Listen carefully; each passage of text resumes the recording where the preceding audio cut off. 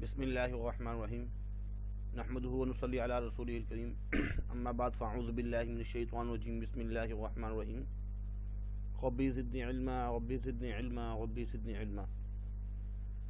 عزیز طلبہ و طالبات و سامعین کرام، میری طرف سے آپ سب کو السلام علیکم۔ آج کا جو ہمارا موضوع ہے مضمون نویسی جو کہ بورڈ کے پیپروں میں سوال نمبر 10 بن کر آتا ہے اور لکھنا ضروری ہے۔ کم سے کم 2 صفحات پر مشتمل ایک مضمون لکھنا ہوتا ہے۔ ہمارے پاس الفاظ کا ذخیرہ نہیں ہوتا کہ ہم اس میں کیا لکھیں، اس لیے پہلے اس کو یاد کرنا ہوتا ہے، سمجھنا ہوتا ہے۔ مضمون نویسی میں ہم ایک ہوں مسلم حرم کی پاسبانی کے لیے اتحاد اور اتفاق کے بارے میں جو تھا وہ ہم پڑھ چکے ہیں۔ وقت کی قیمت کے بارے میں بھی ہم پڑھ چکے ہیں، اور آج ہم جو پڑھیں گے، ابھی جو ہم پڑھیں گے انشاءاللہ العزیز، میڈیا آزاد نسل برباد۔ ذرا غور سے سنیے گا۔ یوں تو میڈیا سے متعلق ہر ایجاد، اخبارات، رسائل، radio, T V, film, computer, telephone, mobile phone, wireless اور فیکس وغیرہ سب کی سب ہمارے لیے انتہائی مفید ہیں۔ ان کا جدید ترین تقاضوں سے ہم آہنگ ہونے پر ہی ہماری ترقی کا دار و مدار ہے، لیکن ان کا غلط استعمال بھی ان کے مفید ہونے سے زیادہ مضر اور نقصان دہ ہے۔ میڈیا نے پوری دنیا کو سمیٹ کر ایک گھر بنا دیا۔ جس طرح اہل خانہ گھر سے کے گوشے گوشے سے واقف ہوتے ہیں اور جانتے ہیں کہ گھر میں کیا ہے، کیا ہو رہا ہے، اسی طرح اہل دنیا بھی میڈیا کی وجہ سے دنیا میں ہونے والی چھوٹی اور بڑی تمام چیزیں ان سے واقف ہیں۔ تمام ممالک اور قوموں کے طرز معاشرت، رہن سہن، طور طریقے، رسم و رواج وغیرہ علیحدہ علیحدہ ہوتے ہیں۔ اس طرح اخلاق بنانے، بگاڑنے اور ان پر اثر انداز ہونے والے عوامل علاقائی لحاظ سے ترتیب پاتے ہیں۔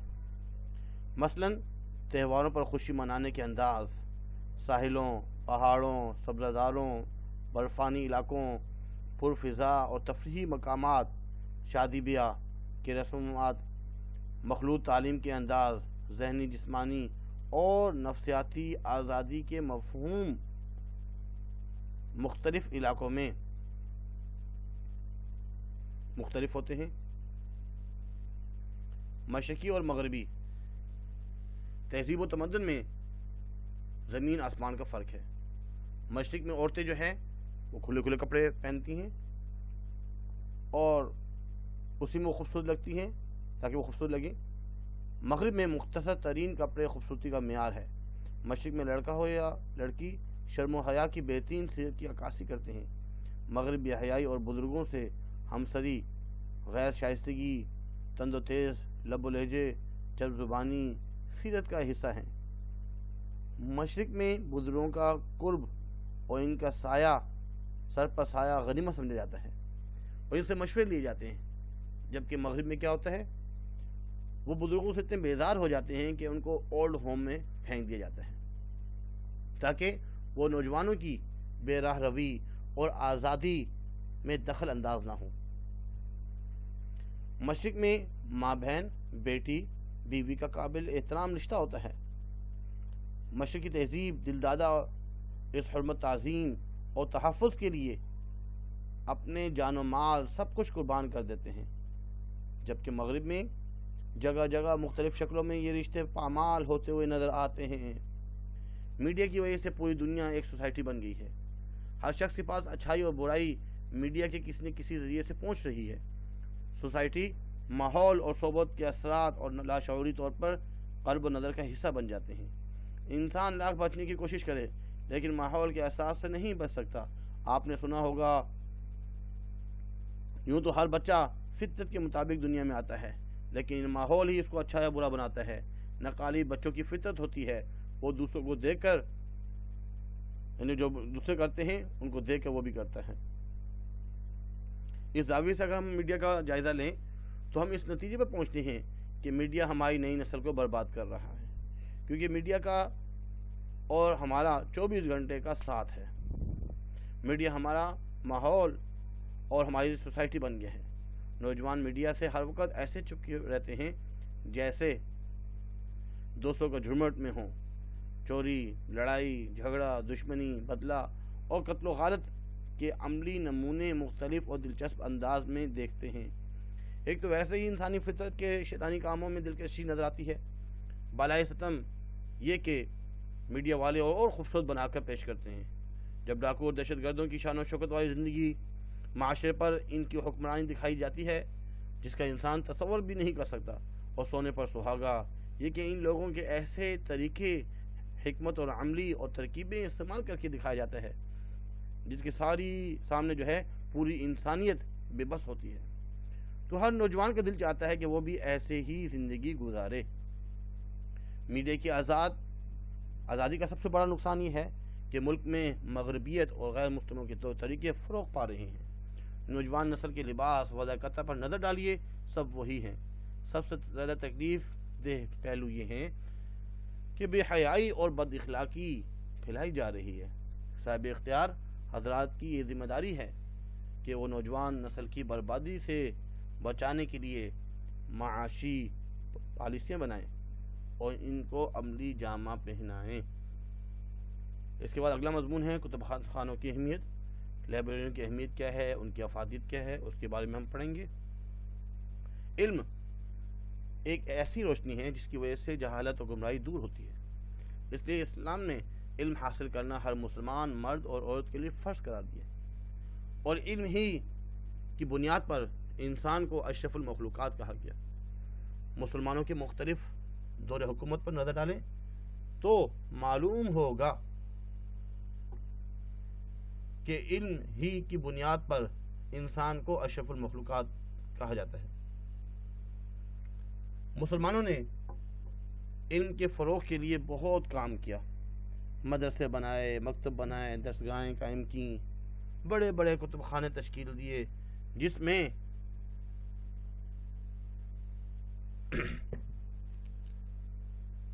دور دور سے قدیم، نادر اور نایاب کتابیں لا کر جمع کی۔ درس و تدریس اور علم کے فروغ کے لیے مسلم حکمرانوں نے علم دوست ہونے کا ثبوت دیتے ہوئے علم کی سرپرستی کی، علماء کی کفالت، طلباء کو وظیفے دیے اور علم کے حصول کو آسان بنانے کے لیے جگہ جگہ کتب خانے قائم کیے، اور ان میں نادار و نایاب کتابوں کا ذخیرہ کیا۔ دنیا کی ترقی کا دار و مدار علم پر ہے۔ کتب خانوں میں ہر مزاج اور ہر اعتبار کی کتب کا ہونا لازمی ہے، جہاں سے لوگ اپنے علم کی پیاس بجھا سکیں۔ کتب خانے جس قدر بلند معیار کے ہوں گے اور جس قدر زیادہ سہولتیں فراہم کی جائیں گی، اسی قدر لوگ فائدہ اٹھائیں گے اور جہالت کی تاریکی دور ہوگی۔ ہر آدمی بڑی بڑی قیمتی کتابیں خریدنے کی طاقت نہیں رکھتا، اور نہ ہی بسا اوقات قدیم اور اہم کتب ہر جگہ میسر ہوتی ہیں۔ مطالعے کا شوق رکھنے والے یا لکھنے لکھانے کے لیے حوالہ جات تلاش کرنے والے کتب خانوں کا رخ کرتے ہیں۔ لائبریریوں سے مطالعے کا شوق بھی بڑھتا ہے اور تصنیف و تعریف کے کام کو فروغ ملتا ہے۔ لائبریریوں میں ہر موضوع پر کتاب کا ہونا ضروری ہے۔ لائبریریاں مختلف قسم کی ہوتی ہیں۔ اگر کوئی طالب علم ہے تو اس کے لیے اس کے اسکول یا مدرسے کی لائبریری کافی ہوں گی۔ اگر استاد ہے تو یقیناً اس کی ضرورت کے مطابق اس کا اپنا ذاتی کتابوں کا ذخیرہ ہوگا۔ لائبریریاں کافی ہوں گی۔ اچھا، اس کے علاوہ جو ہے اسکول، کالج، یونیورسٹیز اور اپنے شہر کی مختلف لائبریریوں سے بھی وہ فائدہ اٹھا سکتے ہیں۔ اس کے علاوہ جو ہے بیٹا یہ تمام چیزیں اس میں لکھی بھی ہوئی ہیں، آپ اسکرین شاٹ وغیرہ لے کر اس میں سے یاد کر سکتے ہیں، کوئی اس میں مشکل نہیں ہے۔ سر سید احمد خان نے تو جو ہے نا وہ جو انگلینڈ میں لندن میں برٹش میوزیم ہے اس میں کتابیں کتابیں، ایک لائبریری ہے، اور کہا کہ بھئی کتابوں کو جنگل قرار دیے تھا اس زمانے میں. اب تو بہت زیادہ کتابیں ہو گئی ہیں. اور ہمارے جو اسلاف ہے ان کو بھی علم و ادب سے بہت شوق تھا، اور مسلمان سائنسدان سائنس کے علوم پر بھی چھائے ہوئے تھے. سائنس پر لاکھوں کتابیں لکھی ہمارے مسلمانوں نے. اس وقت مسلمانوں کی تحریر کردہ 1,00,000 سے زائد کتابیں مختلف ملکوں کی لائبریری میں اس وقت موجود ہیں. اور ان 6 صدیوں میں یورپ پر علم کی تاریکی چھائی ہوئی تھی. علم کا فروغ ترقی کی بنیاد ہے، اس لیے ترقی پذیر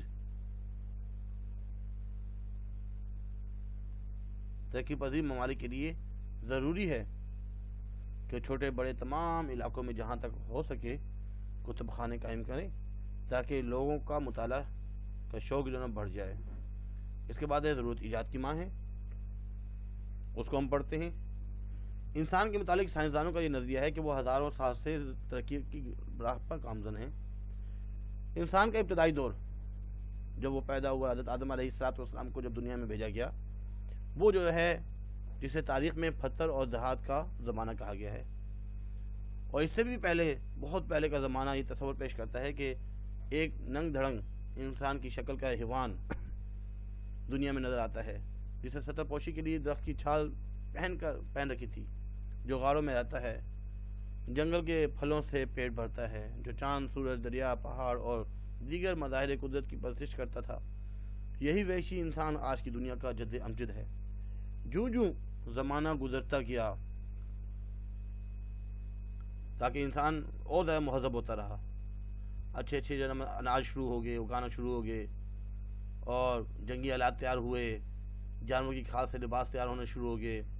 ترقی بڑھتی رہی آہستہ آہستہ، ایجادات ہوتے رہے، مکانات مضبوط ہوتے رہے، بڑی بڑی بلڈنگیں تعمیر ہونے لگی، اور کپاس کی کاشت کی گئی، لباس تیار ہوا گیا، اور سردیوں میں جو ہے جانوروں کی کھالوں سے گرم کپڑے بنائے گئے، اور سبزی اور پھلوں پر گزارا کرتے تھے. پھر ابلے ہوئے کھانے وغیرہ شروع ہوئے. جب اس سے اکتانے لگے، مثالوں کا استعمال ہونا شروع ہوا، 20ویں قسم کے حلوے، مٹھائیاں، اور جو ہے نا دودھ وغیرہ جو وافر مقدار میں مل جاتا تھا. لیکن ایک وقت بھی آیا کہ گائے اور بھینس دودھ دینا بند کر دیتی ہے، اس لیے اب جو ہے دودھ کو خشک کیا جا رہا ہے پاؤڈر نما شکل میں، اور ڈبوں میں بند کیا جا رہا ہے. اس کے ساتھ ساتھ جو ہے نا موسیقی کے آلات بنائے، ہارمونیم، ستار، سارنگی وغیرہ بنائے گئے. اس کے بعد جو ہے ریڈیو، ٹیلی ویژن، CDs وغیرہ کا اختیار کرتے ہوئے پہلے انسان مٹی کے برتن استعمال کرتا تھا، پھر آہستہ سے جب یہ ٹوٹ جاتے تھے پیتل کے اور دوسرے جو ہے نا خوبصورت سے خوبصورت برتن بنانا شروع کر دیے. اور ہزاروں کاریگروں کا کام کرتی تھی مشینیں. اب یہ مشینیں کوئلے سے چلتی تھیں، پھر تیل سے، پھر پیٹرول نے جگہ لے لی، بالآخر بجلی سے چلنے لگی. اس وقت حفظان صحت کے لیے سینکڑوں دوائیں ایجاد ہوئیں. میدان جنگ میں جیسے جیسے ضرورت بڑھتی گئی، ہوائی جہاز، میزائل، ایٹم بم، ہائیڈروجن جیسے مہلک بم ایجاد کیے. اگر انسان کو ان کی ضرورت نہ ہوتی تو یہ چیزیں کبھی ایجاد نہ ہوتی. اس لیے یہ کہنا درست ہے کہ ضرورت ایجاد کی ماں ہے. ہمت کرے انسان تو کیا کچھ نہیں ہوتا. یہ بھی کوئی مشکل نہیں ہے. اگر انسان ہمت کرے تو بہت کچھ حاصل کر سکتا ہے، سیکھ سکتا ہے. یہ کائنات اللہ تعالیٰ نے اپنے مخلوق کے لیے بنائی ہے، اور اس کی مخلوق میں انسان، فرشتے، جنات، حیوان، شجر، حجر سب شامل ہیں. انسان تمام چیزوں میں اشرف المخلوقات ہے. درحقیقت یہ کائنات بنائی ہے اس لیے کے لیے بنائی گئی ہے، اس لیے اللہ تعالیٰ نے انسان کو وہ قوتیں اور صلاحیتیں عطا کی ہیں جن کو استعمال کر کے وہ اس کائنات کے تمام ظاہری اور پوشیدہ خزانوں سے استفادہ حاصل کر سکتا ہے. محنت بھی ایک قوت اور صلاحیت ہے، ایک ایسی لازوال قوت و صلاحیت کہ جس کے مسلسل استعمال سے انسان اس زمین اور سمندر کی تہہ میں پہنچ کر اس کی گہرائیوں سے فائدہ حاصل کر سکتا ہے، بلکہ فضاؤں کا سینہ چیر کر سیاروں میں اپنی کامیابی و کامرانی کے جھنڈے گاڑ سکتا ہے. وہ کون سا عقدہ ہے جو ہو نہیں سکتا؟ ہمت کرے انسان تو کیا ہو نہیں سکتا. محنت دونوں سمت میں کی جاتی ہے. جو لوگ نیکی اور اچھائی بھلائی کے کاموں میں محنت کرتے ہیں، کوشش کرتے ہیں، وہ دنیا آخرت دونوں میں کامیاب ہوتے ہیں. اور جو برے اخلاقی اور اخلاق قانونی اور شرک کے کام کرتے ہیں، وہ عارضی اور وقتی طور پر دنیا میں تو کامیاب ہوتے ہیں، فائدہ اٹھاتے ہیں، لیکن آخرت میں ہمیشہ نقصان ان کو ہوتا ہے. عمل سے زندگی بنتی ہے، جنت بھی جہنم بھی. یہ خاکی اپنی فطرت میں نہ نوری ہے نہ ناری ہے.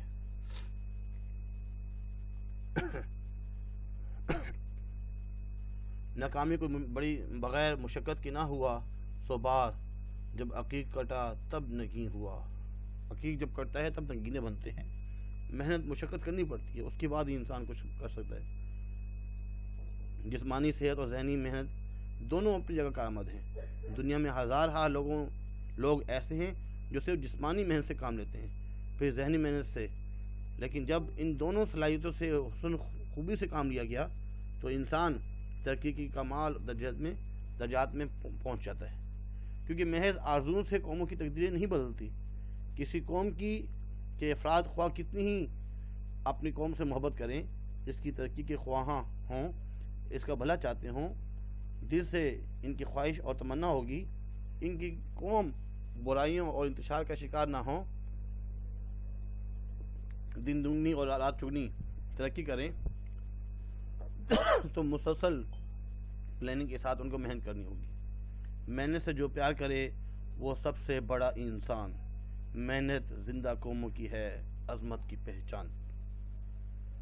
محنت ہی ہے ہر چیز ہے. ذرا غور کیجیے، ان ایجادات کے پیچھے محنت اور کوشش ہی کار فرما ہے. ضرورت کو ایجاد کی ماں کہا جاتا ہے. جب تک کسی چیز کی ضرورت نہ ہو انسان بے فکر رہتا ہے، لیکن جیسے ہی ضرورت پڑتی ہے انسان اس کا کوئی نہ کوئی حل نکال لیتا ہے. سفر، وسیلہ، ظفر یا حرکت میں برکت ہے. اس سے مراد محنت، کوشش ہے کہ ایک کامیابی حاصل ہوگی تو ہاتھ پہ ہاتھ رکھ کر بیٹھ گئے. ایک کامیاب زندگی کے بعد دوسری، اور دوسری کے بعد تیسری محنت اور کوشش کرتے رہنا ضروری ہے. بقول اقبال، راہ نورد عشق ہے منزل نہ کر قبول، لیلا بھی ہم نشیں ہو تو محمل نہ کر قبول. آج کے لیے اتنا ہی کافی بیٹا. کچھ مضامین آپ کو سکھائے گے، امید کرتے ہیں کہ آپ کو سمجھ میں آئے ہوں گے. اس کو یاد کیجیے گا. اللہ حافظ. وما علینا الا البلاغ.